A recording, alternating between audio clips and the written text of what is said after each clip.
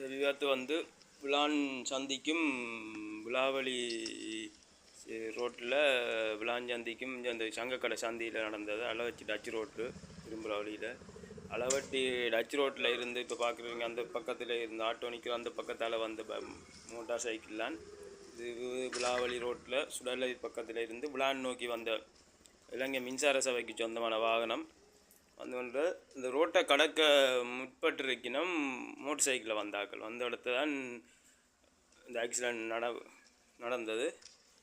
இதில் வந்து ஒரு பைக்கில் வந்து 3 பேர் பயணிச்சிருக்கணும். அதில் ஒரு ஆளுக்கு சிறு காயம் வைத்தியசாலை கொண்டு போயிருக்கணும்.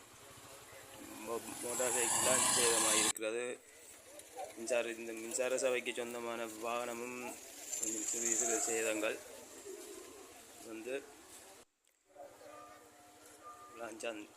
விளான் சந்திக்கும் விளாவளி ரோட்டில் இந்த யூனியன் சங்கக்கடை சந்தி, அதாவது அளவட்டி டச் ரோட் வந்து இடம் அப்படியே இப்போ விளாவளி ரோட்டு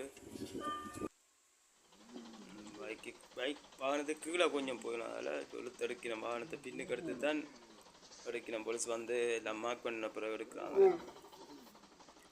மார்க் பண்ணிட்டான் போலீஸ் வந்து இதுக்கு தான் எடுக்கப்பட்டுக்கிறாரு.